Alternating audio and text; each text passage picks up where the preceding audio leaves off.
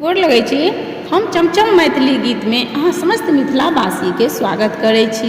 तऽ आइ एगो हम राम भगवान के परिछन कहै छी, अपन बहुत लगन अछि तऽ अहाँ सब ई गीत हमर जरूर सुनब देखब। और यदि हमर गीत अहाँ सबके नीक लागे तऽ हमर चैनल के सब्सक्राइब, वीडियो के लाइक जरूर कऽ देबै।